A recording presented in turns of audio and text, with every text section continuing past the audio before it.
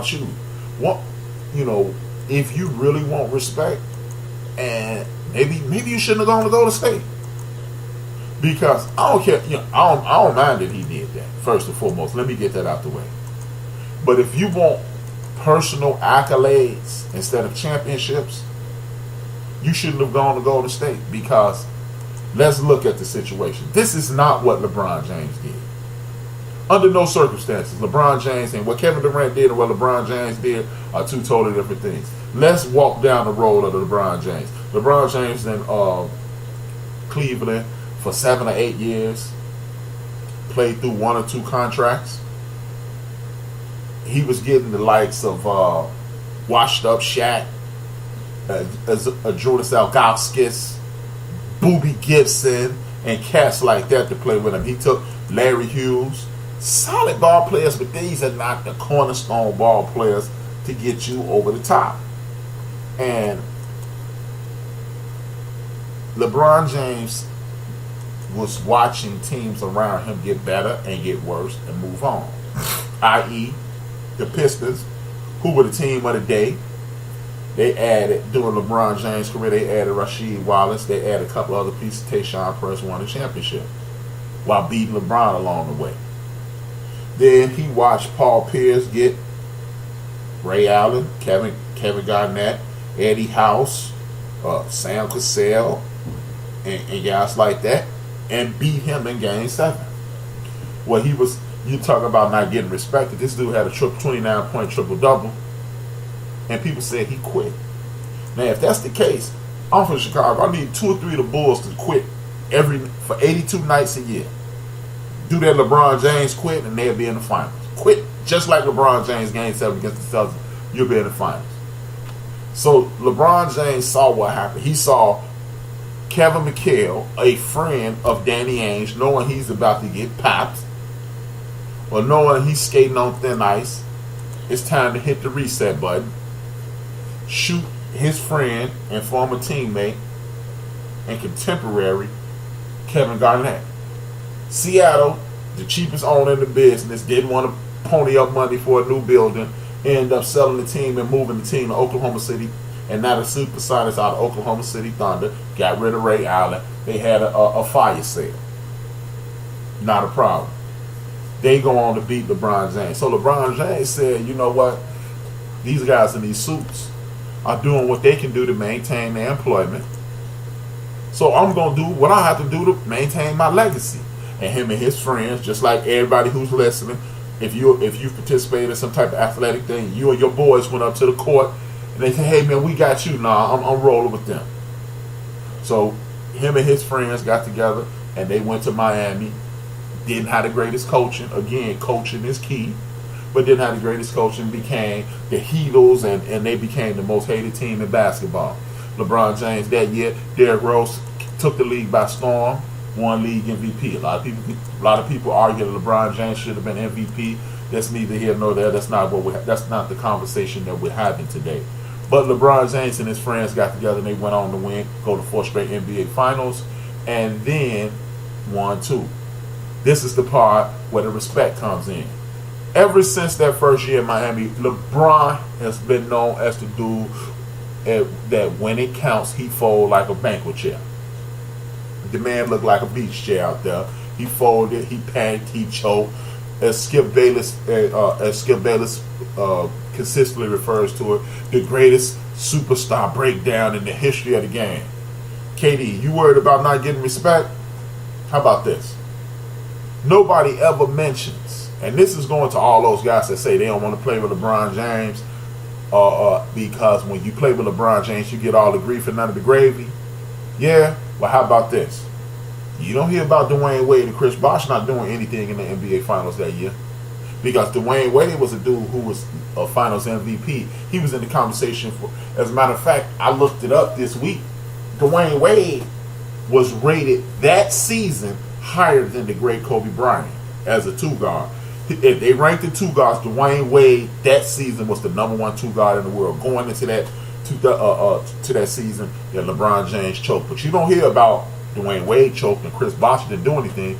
You hear about how LeBron James folded. You don't hear about Eric Spoelstra not being a good enough coach. You just hear about LeBron James choking. So, Mr. Durant, when you've never gotten any of that. People forget that you choked at one point. Now, let's fast forward to what Kevin Durant did.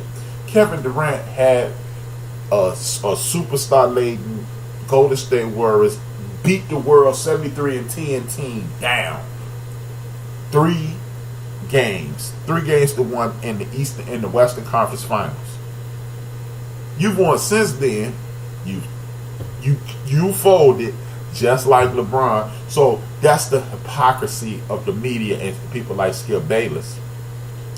We always hear about how LeBron James folded and choked and he a punk and he can't come through.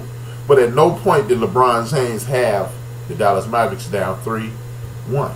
At no point did he have the Celtics down 3-1. At no point did he have the Orlando Magic down 3-1. Anytime LeBron James lost, he either lost flat out or he lost with a real fight. He's never had anybody down 3-1. But, Kevin, nobody talks about you and Russell choking. Nobody talks about. Remember, he choked. They always say they. So, the fact that they're saying they is a moniker of respect, Mr. Durant.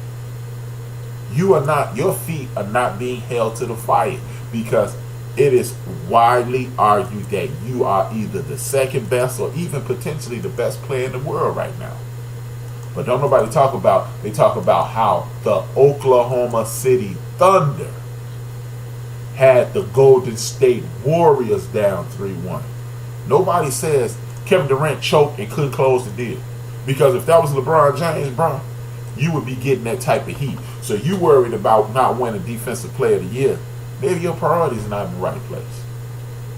Maybe your priorities are all screwed up because if you were worried about winning Defensive Player of the Year, and maybe, why don't you pack your gear, hop on a plane, and fly to New York City? And see if you can take that constant pressure, pistol to your head basketball that they're going to be playing in New York. Got 7 newspapers and the whole world's watching. See, that's when you get that type of respect. Do I say, I'm not one of these jackasses that stand around talking about, man, Kevin Durant, his championships, he get an asterisk. No, it don't. No, it don't. Because you know what? You still got to hit them buckets. Hey, in a fixed fight, you still got to swing. You got to swing. You can't win a fixed fight with your hands in your pocket. You still have to hit them buckets. You still have to come through in the clutch. So I'm not saying that nonsense. But you know what, Kevin, at the end of the day, bro, I repeat, you are the reason you are not getting the respect that you think you deserve. Bruh, at the end of the day, when you join a team as stacked as the Golden State Warriors, now you have the ability to play freelance and play more defense. After all, man, you 7 feet tall. You want us to really want us to give you credit for playing help defense and blocking shots on the Ben Wallace side of the game? We ain't giving you credit. I'm not giving you credit for that. You the man. You the man. It's not. I'm not finna Stephen A. Smith you and, oh man, you wrong. I'm not gonna do all that, man. But at the end of the day, you can't get credit for that, man. Ain't nobody giving you credit. That's the sports equivalent of I take care of my kids. That's what that is, man. You 7 feet tall, you need to be blocking a lot of shots, man. You one of the most explosive scorers I've ever seen in my life. The best scorer over 6'6" since George Gervin, Bob McAdoo, Michael Jordan, and all that. That you right in that group, man. So the fact that you're not getting the credit that you think you deserve, bruh, when you playing with a stacked deck, that's what you get, man. You can't be in the biggest street gang in the world and everybody's scared of and want people to think you tough. No, y'all tough. They was gonna be tough with or without you. You just joined the bad. You just rolling with the gooch, man. Now whoop the gooch and then you get more props. LeBron James get the props that you crave because he beat you. He beat you, and he beat that team, and he beat Tim Duncan, and he beat Paul Pierce and Kevin Garnett and those crew. It's just, look, bro, he made his bones, and you did. He made his bones the way old school people. And people kill me with this. They hate.